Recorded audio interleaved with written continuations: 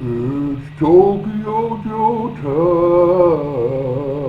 I'm running away from the earthquakes and volcanoes. I'm tripping over my beard and I'm running to get some tea. You get lots of ice water. Cause it's gonna get real hot around here. Hey everyone, Tokyo Joe, welcome to the Tokyo 4 podcast. Okay friends, hope you're all having a wonderful day in Tokyo Town, the land of Japan. For those of you who ain't in the land of Japan, hope your dreams come true as you come and think about coming one day to live in Japan. Live the dream life you always wanted in Tokyo Town or wherever you wanted in Japan. Big news, friends, coming here from Tokyo. Before I start, I want to say a big thank you to all my new subscribers. Keep it going. Tell your friends, tell your ma, tell your pa, tell your pet gator. Tell everyone to subscribe to the Tokyo Joe Forum Podcast.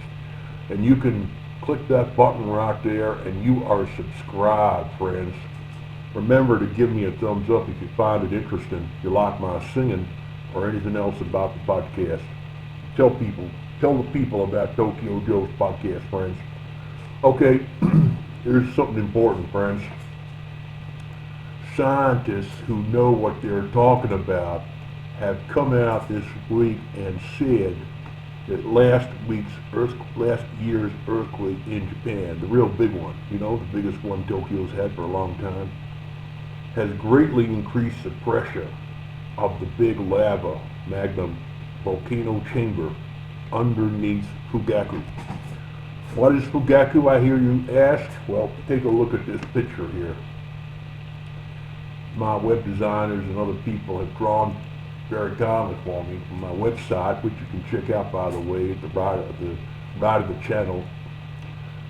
In Tokyo Town is the name of the website, friends. Please check it out. Spread the word. Leave your comments. You can see where it says Joe there, and the kanji for you guys learning the kanji is she, and then with the little two strokes above it turns it into a G. Then the thing that looks like a backwards E is actually yo, so that's G-O, and then the line underneath means extended, so it's Joe, Tokyo Joe, okay? See the two kanji there for Tokyo. Well, friends, you see that mountain there? That there is Fugaku. It is the ancient name for Mount Fuji. Some people call it Fuji Sun. They're the noobs. Some people who think they're clever call it Fuji Sama and Fuji Yama. Those who are in the know, which now means you, can call it Fugaku, which is the ancient Japanese name for Mount Fuji. It is Fugaku. You want to impress someone at a party? Call it Fugaku, friends, and they will be impressed, because that's the real name for it, okay? Now, the volcano underneath Mount Fuji actually erupted about 300 years ago. And it actually erupted in the year 1707. And there was a big earthquake there about 2 months before it erupted. When it erupted, friends, the blast caused by the eruption scattered all the stuff all the way as far as Tokyo, 100 kilometers away. In fact, parts of Tokyo and the west of Tokyo Prefecture and west of Tokyo itself, even the metropolis, would definitely be affected if this thing blew, right? And what people are saying at the Japan's National Research Institute for Earth Science and Disaster Prevention is that the more pressure underneath Fuji, because of the earthquake and all the aftershocks that have taken place every few days since then, because it's been earthquaking every single week, right? It's got more pressure. And because of the pressure, this thing is full of, like, think of a ripe tomato full of tomato juices, and it's gone rotten, and there ain't no air left inside, and it's going to burst.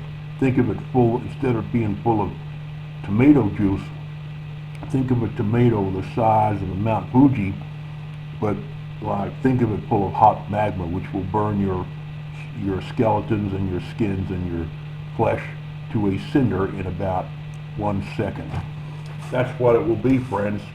This magma chamber is only about as I understand it, 9 miles underneath the mountain. So it ain't got a long way to travel. And if this thing bursts, well, we're going to be in trouble here. And it's going to get hot real fast. Now, I have other videos about what to do if there is a disaster. For example, please watch my other videos. Scientists are predicting there will be a 8.0 within 4 years to hit Tokyo Town. There will be a risk of the Aira caldera, which is a huge supervolcano, which is about 500 times bigger than Fuji, which is sitting at the south of Japan. If that thing blows, say goodbye to civilization for about 10 years, because it will scatter so much dust in the air that there will be no plants, no trees, nothing can grow because the sun will be blocked out. The eruption will be so huge that the ash will scatter all over the atmosphere of the earth, and there'll be no animals. They'll die out because they've got nothing to eat, and people will have nothing to eat, and all you English teachers will be wondering what the hell you did in Tokyo Town teaching the English instead of digging your bunker and surviving, because it will be like that movie The Road, friends. It will be very dire. But let's just say Aira caldera doesn't blow. Please check out my video for that, and my survival tips about surviving the next earthquake in Tokyo Town. But let's say it don't blow, but Fuji does. It's still going to be very disastrous for all of Honshu and all of Japan, and actually it will affect other countries because there will be so much ash in the air it will cause problems. Now, the interesting thing is, friends, that if you think living in Tokyo Town is fun, you ain't seen nothing yet. This thing is gonna even be bigger. And apparently, if the thing blows and you happen to be in a place, little town by the name of Fujinomiya, you might be okay, because I think that's on the south of Fugaku, because I think scientists think it might actually explode to the north, the other side. But basically, they've been talking about this for years, friends. 2000, 2001. Basically, a lot of scientists were picking up these earthquakes happening right beneath Mount Fuji itself, low-frequency ones. And a lot of government officials started throwing their hands up the air and started getting upset because this is a real problem. And so what they did was they formed a national committee to assess the dangers of the eruption at Fuji. And you know, when you think about it, 2,200 years, friends, Fuji has erupted 75 times.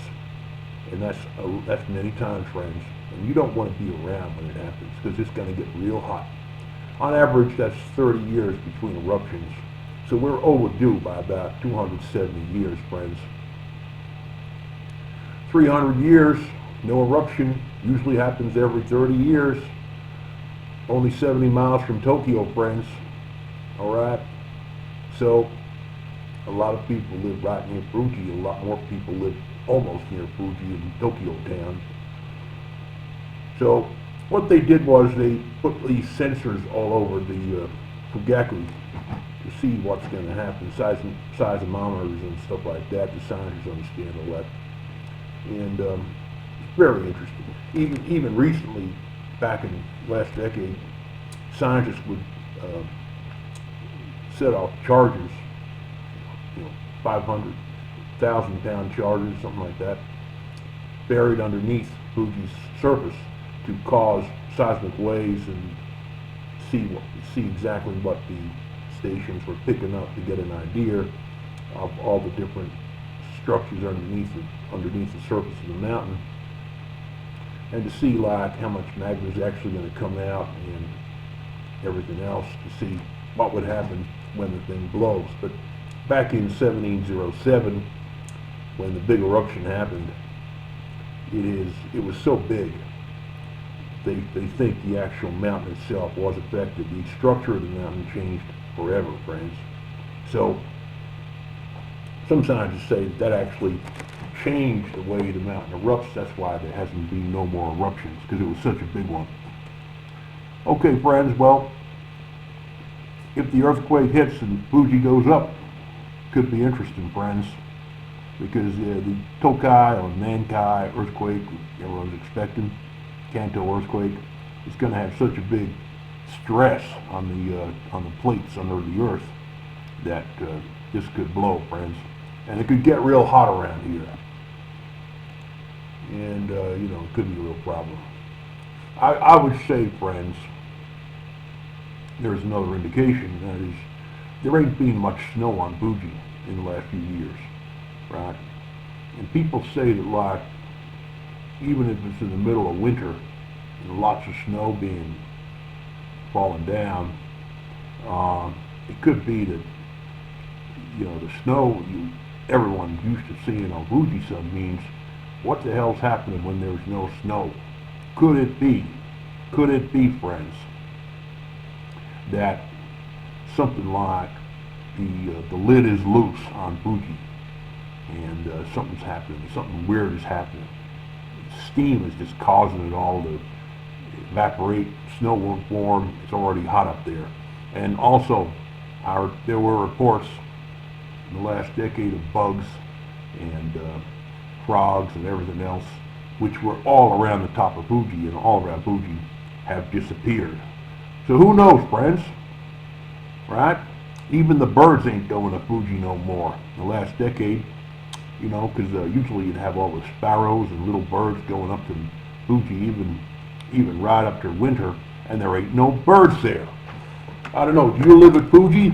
I hope you are prepared if you do, friends, because if it blows, it's going to be one hell of a firecracker. Okay, friends, please rate, subscribe, give me a thumbs up, tell everyone, and remember, friends, if you're around Fuji time when it erupts, it's too late for you.